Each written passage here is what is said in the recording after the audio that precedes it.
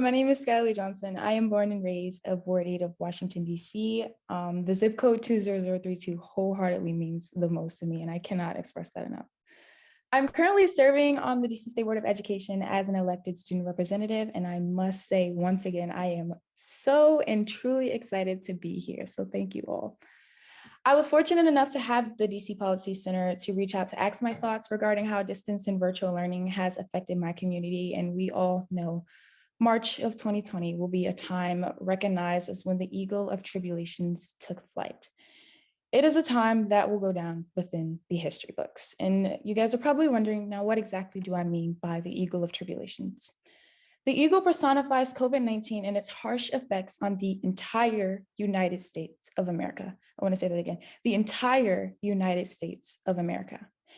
However, today I want to shed light specifically on how it has specifically affected residents and students of the District of Columbia, especially like me.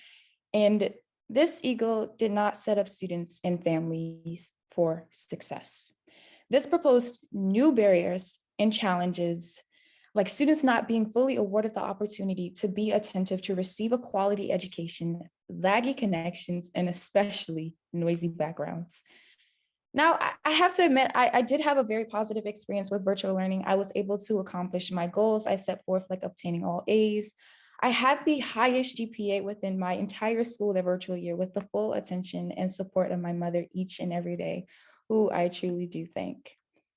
But unfortunately, this was not the case for others who were forced into confined solitude, which made things very shaky for them and their learning experiences.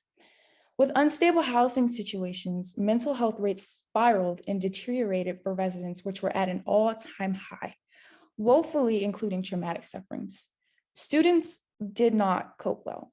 With being switched to distance learning, electricity and food bills leaped, in which some households could not maintain. Many residents face economic grapples and hardships, especially with being able to not have adequate access enough to feed their household, the basic necessity in which every human needs in order to fully function. There were children that experienced displacement within the time of the eagle's darkened hour. But sadly, it does not end here. Immense pressure was put onto parents.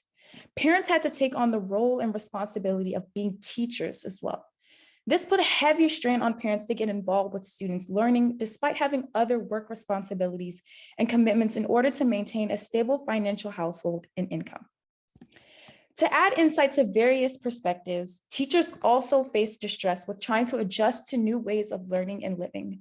When it came to attempting to capture student engagement in new technological functions, it was even tougher for teachers to try and juggle to find balance between work, personal, and family lives of their very own. Students and residents were no longer equipped with a world full of color and jubilation as what we once knew. The eagle had transitioned their worlds into one that was now colorless and gray. Now, and to make matters truly worse, even while returning back into the building, we still face plenty of issues as students. And I'd like to kind of describe the reopening of schools as a weighted scale.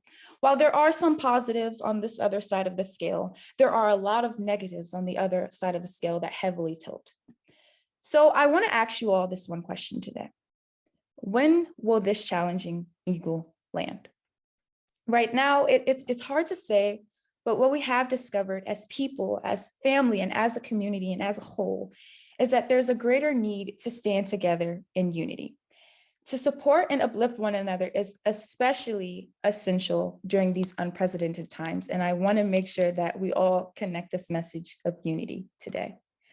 But once again, I want to thank you all for your time and thank you for allowing me to be here. And I am so excited. And once again, it's such a pleasure to see you all. Thank you.